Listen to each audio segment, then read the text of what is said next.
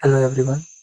मेरा नाम है गौरव और आज हम डिस्कस करेंगे कि जो डिस्प्लेसमेंट होता है वो हमारा एक वेक्टर क्वांटिटी क्यों होता है। तो सबसे पहले तो हमें ये पता होना चाहिए कि वेक्टर्स क्या होते हैं। वेक्टर्स ऐसी क्वांटिटीज होते हैं जिनमें मैग्नीट्यूड और डायरेक्शन दोनों पाए जाते हैं, और जो क्वांटिटीज होती हैं वो होती हैं जिनको हम मेजर कर सकते हैं। उनको हम फिजिकल क्वांटिटी भी बोलते हैं, जैसे टाइम हो गया, लेंथ हो गया और मास हो गया। इन सारी चीज़ों को हम मेजर कर सकते हैं। फोर्स हो गया। तो जिन भी चीज़ों को मेजर किया जा सकता है उनको फिजिकल क्वांटिटी बोलते हैं। तो फिजिकल क्वांटिटीज के दो टाइप होते हैं, एक स्केलर और एक वेक्टर। तो जिन जिन क्वांटिटीज़ को रिप्रेजेंट करने के लिए हमको डायरेक्शन की भी ज़रूरत होती है, और मैग्नीट्यूड तो हर क्वांटिटी में होता ही है। मैग्नीट्यूड होता है उसकी जो न्यूमेरिकल वैल्यू जो होती है, जो नंबर जो होता है। जैसे मैं कहूँ कि टाइम 2 आवर्स है, तो उसमें हमारा जो 2 है वो टाइम का मैग्नीट्यूड है और आवर जो है वो उसकी यूनिट है। तो वेक्टर ऐसी क्वांटिटी होती हैं जिनमें डायरेक्शन भी होती है और मैग्नीट्यूड भी होता है। तो वेक्टर जो सबसे इनिशियल जो वेक्टर माना जाता है वो डिस्प्लेसमेंट माना जाता है, क्योंकि जहाँ से फिजिक्स स्टार्ट होती है। तो जो हमारा डिस्प्लेसमेंट होता है वो होता है मिनिमम डिस्टेंस, मिनिमम, या फिर हम ये कहें कि जो हमारा शॉर्टकट होता है किन्हीं दो पॉइंट्स के बीच का। तो वो, मान लो ये तुम्हारा पॉइंट ए है, ये पॉइंट बी है, आप ए से बी तक जा रहे हैं। तो तो जो भी ए से बी तक जाने का जो भी शॉर्टकट होगा, जो जो सबसे कम कम डिस्टेंस में जो रास्ता कवर हो जाएगा, उसे हम डिस्प्लेसमेंट बोलते हैं। तो minimum distance between initial between between initial and final position. तो जो भी हमारा इनिशियल पोजीशन होती है जहाँ से आपकी मोशन स्टार्ट हुई है, जो आपका शुरुआत में जो जो पॉइंट था, उसको हम इनिशियल पोजीशन बोलते हैं। जैसे कि अ, जैसे कि हमारा यहाँ से, मान लो मैंने चलना स्टार्ट किया, मैं यहाँ से लेकर के और यहाँ तक गया, मान लो सपोज करो 100 मीटर। ठीक है, ए से लेकर के बी तक गया मैं, और फिर मैं, तो ये मेरा हो गया इनिशियल पॉइंट और ये बी हो गया फाइनल पॉइंट। तो जो हमारा यहाँ से यहाँ तक जा रहा हूँ, मान लो मैं और आगे चला गया। ठीक है, ए से बी तक गया, फिर बी से सी तक चला गया, और सपोज करो ये डिस्टेंस थी मेरी 50 मीटर। तो अब जो मेरा ए तो था इनिशियल पॉइंट, है ना। तो जो मेरा इनिशियल पॉइंट था वहाँ से लेकर के और फाइनल पॉइंट के बीच का जो मिनिमम डिस्टेंस होगा, वो मेरा, वो फाइनल के बीच, इनिशियल और फाइनल के बीच का जो मिनिमम डिस्टेंस होगा वो डिस्प्लेसमेंट होगा। अब हम ये जानेंगे कि ये एक वेक्टर क्यों होता है, जबकि ये एक एक डिस्टेंस ही तो है। तो अगर ये एक हमारा शॉर्टकट है, एक बीच का रास्ता है जहाँ से हम मिनिमम रास्ते तक पहुँच सकते हैं, तो इनिशियल से फाइनल पोजीशन तक पहुँचने के लिए जो शॉर्टकट जो रास्ता होता है उसे हम डिस्प्लेसमेंट बोलते हैं। तो जो हमारा ए से हम बी तक गए, मान लो 100 मीटर, और फिर बी से सी तक गए, उसी डायरेक्शन में हम आगे गए। पहले ए से बी तक गया मैं, ठीक है, फिर उसके बाद बी से सी तक गया 50 मीटर। तो मैंने जो डिस्टेंस चली यहाँ पर, जो मैंने डिस्टेंस चली वो है मेरी 150 मीटर। ठीक है, और जो मैंने यहाँ पर जो डिस्प्लेसमेंट होगा मेरा, वो होगा, अब इनिशियल पोजीशन मेरी ए है, फाइनल पोजीशन मेरी होगी सी। तो ए से सी तक पहुँचने का जो सबसे शॉर्टकट रास्ता है वो यही है, ए से सी तक। तो ये जो डिस्टेंस होगी ये भी मेरी 150 मीटर। तो ये मेरी शॉर्टकट हो गई। ठीक है, अब अब थोड़ा सा आगे का केस देखते हैं। अब मान लो, सपोज करो कि मैं यहाँ से ए से स्टार्ट हुआ।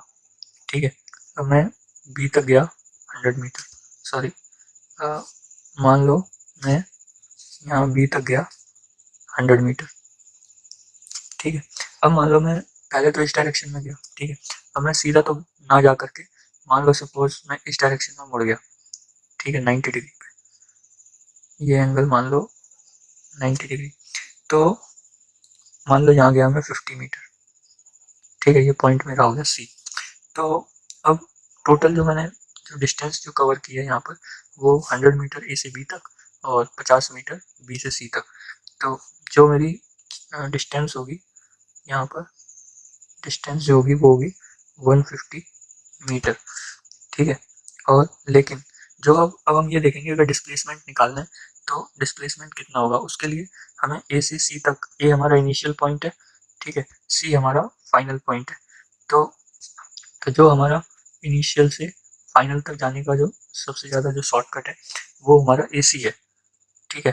तो ए से सी तक हम शॉर्टकट में जा सकते हैं अगर सी तक पहुंचना है तो अब अगर ये एंगल 90 है तो ए सी की जो डिस्टेंस होगी वो होगी under root of Pythagoras theorem से अंडर रूट ऑफ 100 का स्क्वायर प्लस 50 का स्क्वायर, ठीक है।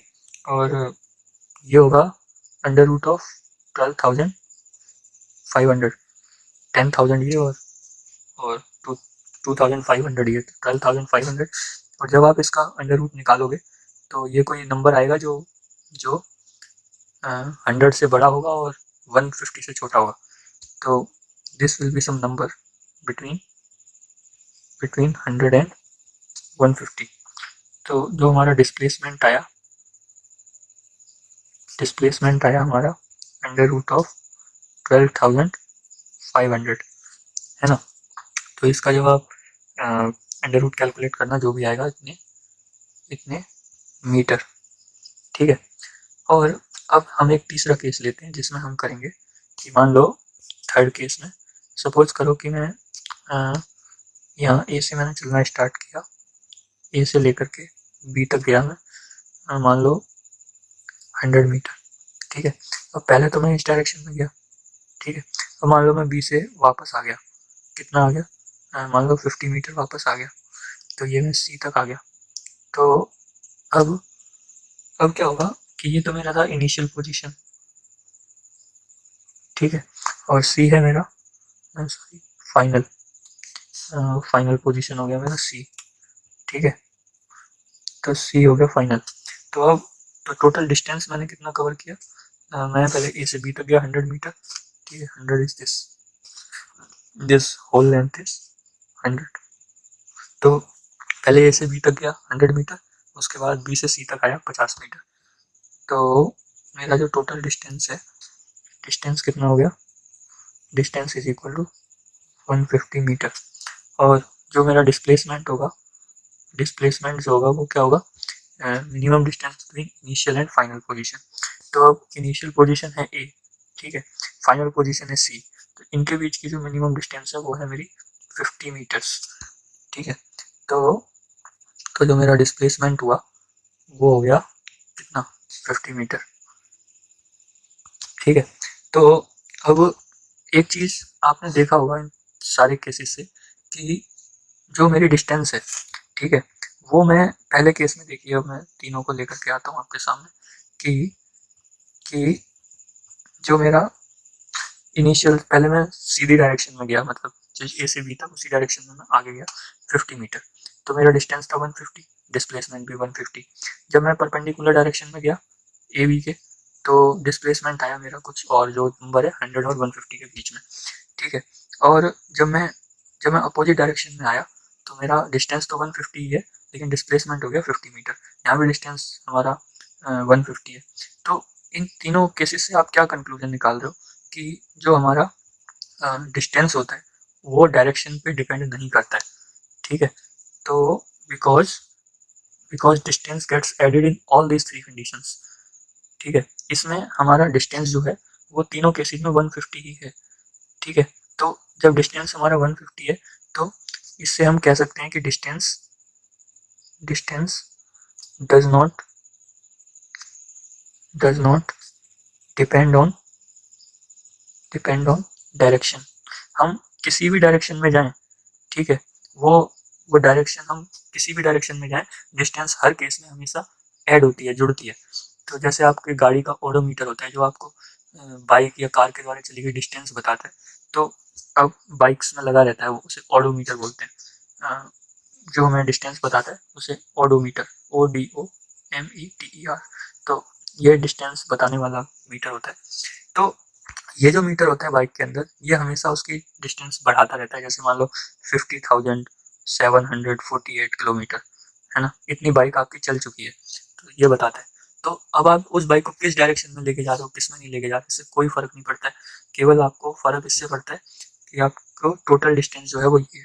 तो आप कहीं पे भी जाएं, किसी भी डायरेक्शन में जाएं, डिस्टेंस का डायरेक्शन से कोई लेना देना नहीं है, वो हमेशा ऐड होती है, इसीलिए हम कहते हैं कि जो डिस्टेंस है वो हमारी एक स्केलर क्वांटिटी है। ठीक है, therefore distance is scalar quantity. तो यही कारण होता है डिस्टेंस जो स्केलर होती है, क्योंकि हम किसी भी डायरेक्शन में जाएं ये डायरेक्शन पर डिपेंड ही नहीं कर रही है, हमेशा बस इसका काम है ऐड होना। हम 2 किलोमीटर राइट में गए, 3 किलोमीटर लेफ्ट में गए, 5 किलोमीटर फिर वापस आ गए, तो हर केस में ये टोटल ऐड होती जाएगी। लेकिन डिस्प्लेसमेंट के साथ ऐसा नहीं है। डिस्प्लेसमेंट में आप देखिए कि पहले केस में क्या हुआ कि मैं सीधा गया, ठीक है, ए से बी तक, फिर बी से सी तक उसी डायरेक्शन में गया, तो मेरा डिस्प्लेसमेंट था 150। जब मैं वापस आया तो मेरा डिस्प्लेसमेंट हो गया 50, और जब मैं परपेंडिकुलर डायरेक्शन में गया तो मेरा डिस्प्लेसमेंट हो गया एक 100 और 150 के बीच का कोई नंबर। तो इस चीज़ से आप क्या कंक्लूजन निकालते हो कि जो डिस्प्लेसमेंट है वो हमारा डायरेक्शन पे डिपेंड करता है। जैसे ही मैं डायरेक्शन चेंज करता हूँ वो डिस्प्लेसमेंट की वैल्यू चेंज हो जाती है। देखो यहाँ पर मेरी डायरेक्शन क्या थी, बिल्कुल बिल्कुल सीधी थी, ये देखिए ये इस डायरेक्शन में गया था मैं, ठीक है। अब क्या हुआ कि मैं इस डायरेक्शन में चला गया, मान लो ऊपर भी चला गया था तो भी यही केस होता। और अगर मान लो मैं जब वापस आ गया इस डायरेक्शन में तो मेरा डिस्प्लेसमेंट चेंज हो गया, यानी कि जब मैं इधर जा रहा हूँ तब कुछ और है, इधर जा रहा हूँ तब कुछ और है, इधर जा रहा हूँ तब कुछ और है।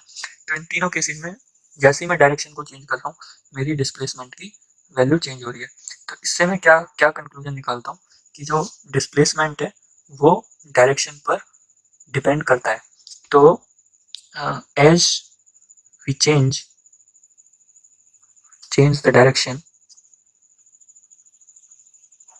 as we change the direction, the value of displacement changes। इनके आप नोट्स भी बना सकते हो, और ये क्लास आपके लिए बहुत फंडामेंटल क्लास होगी। as we change the direction the value of displacement changes। ठीक है, तो जैसे ही हम डायरेक्शन चेंज करते हैं डिस्प्लेसमेंट चेंज हो जाता है। तो इससे हम कह सकते हैं कि therefore displacement depends on direction. ठीक है, डायरेक्शन पे डिपेंड कर रहा है, क्योंकि अगर हम जस्ट डायरेक्शन के चेंज होने से डिस्प्लेसमेंट चेंज हो रहा है इसका मतलब वो उस पर डिपेंड करता है। जो क्वांटिटीज डायरेक्शन पे डिपेंड करती हैं उनको हम वेक्टर बोलते हैं। तो देयरफॉर डिस्प्लेसमेंट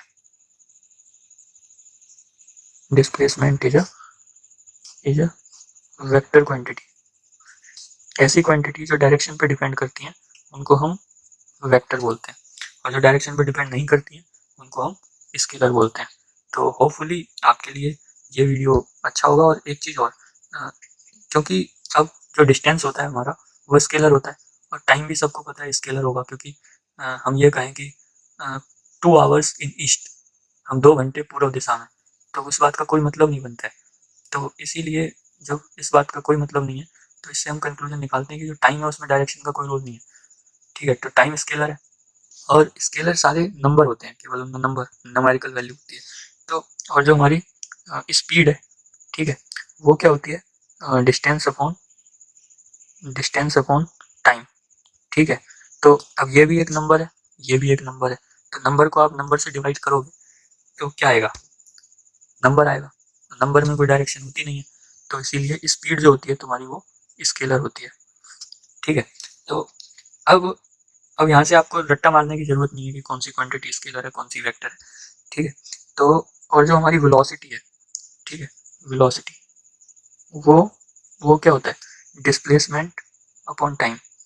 तो अगर मान लो डिस्प्लेसमेंट अपॉन टाइम, तो अगर मान लो तुम्हारा डिस्प्लेसमेंट है सपोज 5 किलोमीटर इन ईस्ट, है ना, और ये है मान लो 2 आवर, तो क्या होगा कि तुम्हारा आंसर आएगा 2.5 किलोमीटर पर आवर इन ईस्ट। अब स्पीड जब होगी तो ये डायरेक्शन नहीं आएगी उसमें, है ना, क्योंकि वो स्केलर है। क्योंकि डिस्टेंस जो होगी, जब यहाँ डिस्टेंस में मैं लिखूंगा तो मैं लिखूंगा केवल 5 किलोमीटर अपॉन में 2 आवर, तो ये मेरा 5/2 से डिवाइड होगा 2.5 किलोमीटर पर आवर।